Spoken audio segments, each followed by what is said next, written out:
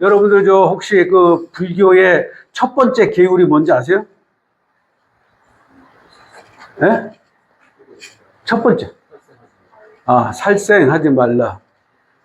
그 말을 너무 그렇게 해줘서 고맙네요.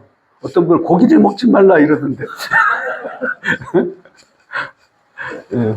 어떤 분들은 그 살생하지 말라는 말을 와전해서 고기를 먹지 말라 이렇게 얘기하는 분이 있어요. 그러면 부처님은 탁발을 매일 하시고 부처님 제자들과 탁발을 하셨는데 음식을 어떻게 드셨을까? 예? 주는 대로 드셨겠죠. 마을 사람들이 그러면은 스님과 부처님에게 어떤 음식을 드렸을까요? 좋은 음식. 그렇죠. 왕들이 막 빈비사라 왕이나 무슨 파산익 왕이나 이런 사람들은 특히나 빈비사라 왕은 마가다국 인도 중에서도 아주 큰 강대국이었거든요. 그 빈비사라 왕은 부처님을 초청하면 엄청 음식을 맛있는 기름진 음식을 단백질을 섭취할 수 있도록 잘 해주셨어요. 음식의 선택권이 없어. 그런데 왜 음식의 선택권이 있는 것처럼 불살생을 고기를 먹지 말라라고 이야기를 하게 됐을까요? 저는 아마도 불교가 중국에 건너갔을 때 그때 이미 중국은 도교, 그 다음에 뭐 유교, 뭐 장도장 사상, 그 도교에 해당되죠. 그 다음에 뭐 순자, 어쨌든 거기에 성현들이 중국에서 얘기하는 중화 사상을 만들어낸 성현들이 많이 있었기 때문에 불교를 그냥 받아들이질 않았던 거죠. 연구의 대상으로 했는데 그때 이제 인도의 스님들도 중국을 많이 왕래하면서 거기 중국에 가서 살기도 하는 그런 시대가 있었어요. 특히나 부처님 멸만하시고 난 다음에 한 300년 정도 지나고 나서 스님들이 인도 스님들이 중국에 많이 가 있었어요. 그때 달마 스님도 그때 가게 돼요. 그때는 중국의 5, 16국 시대 정도요. 5, 16국 시대 정도.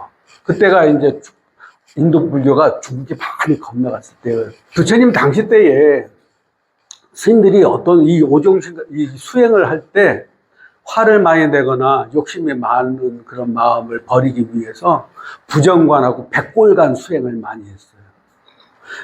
이제 여러분도 한번 앉아서 눈을 이렇게 지그시 감고 한번 생각해 봐요. 머리서부터 발끝까지 제 눈을 잡아갖고 머리에는 뇌에 있고 막 거기에 피도 섞여 있고 라면 같은 뇌가 거기 있어.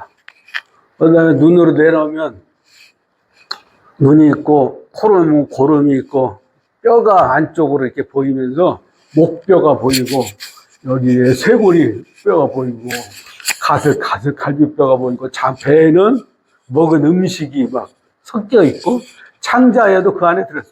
이거 토하고 나면 쳐다보기도 싫은데 어쨌든 몸속에 가지고 있어. 그리고 또 오줌도 들었어. 그 다음에 다리뼈가 보이고 발뼈가 보이고 이것을 매일같이 생각한다면 여러분 어떤 마음이 들겠어요? 그러니까 그 스님들이 내 몸이 이렇게 허망한 것이고 부정한 것이고 깨끗하고 멋있게 꾸민다고 하더라도 결국 몸 안에는 온갖 잡것들이 많이 들어있는데 이것을 아름답다고 살았다는 이 자체가 정말 어리석구나. 그리고 말을 하고 사람들하고 인연관계를 맺고 탁발을 하면서 얻어먹을수록 빚만 지고 있고 내가 누군가에게 해주고 베풀고 함께 나누는 시간을 못하고 맨날 내가 헛된 삶을 살고 있거나 이런 생각이 들어가지고 차라리 안 사는 게 업을 덜 짓는 거라고 생각하는 분들이 계셨어요. 그래갖고 60명이 자살을 해요. 스님들 60명이. 그래서 부처님이 이렇게 얘기하죠. 대중을 다, 이거 큰 사건이잖아요. 대중, 제자들 다 불러놓고 스스로 자살을 한다는 것은 다음 생에 지혜를 얻어서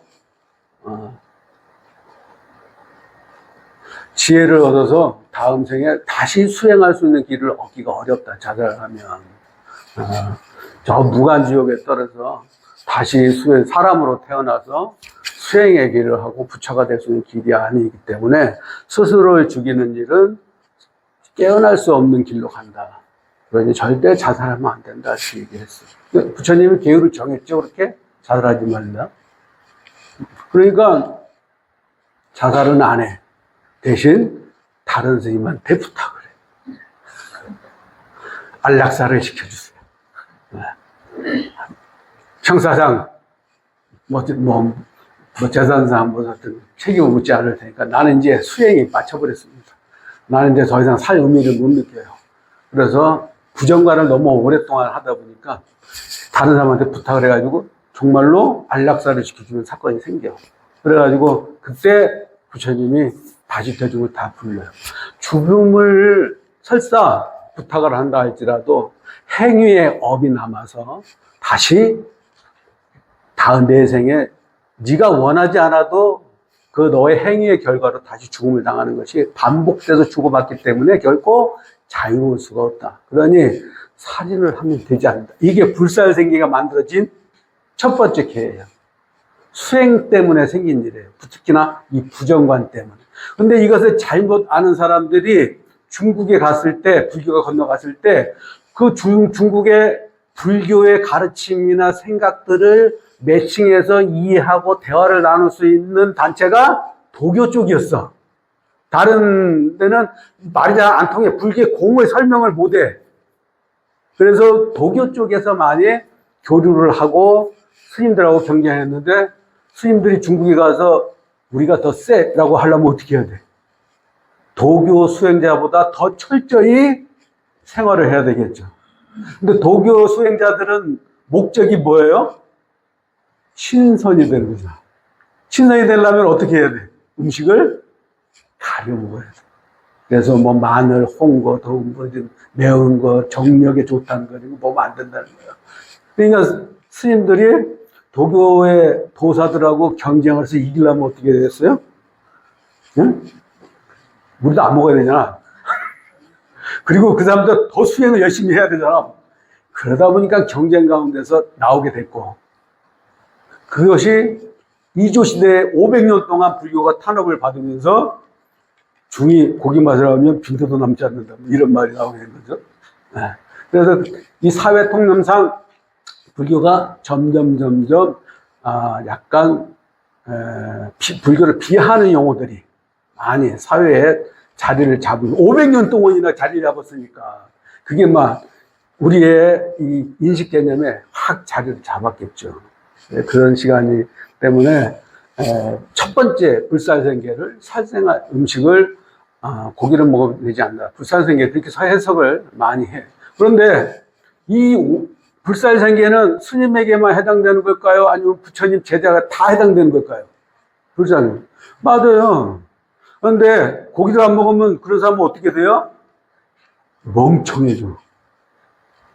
사람의 뇌가 왜 발달할게요? 고기를 구워 먹었기 때문에 뇌가 발달했어요. 고기를 구울 때 거기서 나오는 물질이 사람의 뇌를 촉진시켜서 발달된 거예요. 그래서 고기를 안 먹으면 풀만 먹고 싸움을 쳐요. 그래서 불자님들은 절대 풀만 먹으면 안 돼. 스님을 포함해서. 경쟁력이 떨어진다니까. 전투력이 없어져. 욕망이라고 하는 것은 없애는 것이 아니라 활용을 한다고 하는 걸 아셔야 돼요. 욕망은, 부처님은 중도를 얘기했어요. 중도. 화를 내야 될 때 화를 낼 줄 알고, 전에 여기 우리 절에 노인을 케어하는 분이었는데 절에를 처음 왔어. 왜 오시냐 그랬더니 자기가 케어로 다니는 노인들한테 가면 전부 관통사를 다닌다고 얘기한다는 거예요. 그래서 관통사가 어쩐지 궁금해서 찾아왔대. 그래서 와가지고 하는 말이, 스님들은 고행을 하지 않습니까? 그리고 뭐 누가 화를 내도 이렇게 화를 뒀다도 화도 안 내고 욕심도 적게 하고 고행도 하시고 참 힘들게 했어요. 그래서 불교는 그런 게 아니다. 화를 안 내는 것이 아니라 화를 내야 할 때 화를 내고 화를 안 내야 할 때 화를 안 내는 거다. 욕심을 부려야 할 때 욕심을 내고 욕심을 부리지 않아야 할 때 욕심을 부리지 않는 거다. 즉 마음이 괴롭지 않는 상태를 유지하는 것이 부처님의 중도 가르침이지, 어느 것을 안 해서 괴로움이 생긴다면 그것은 가르침이 아니다. 이렇게 이야기했어요.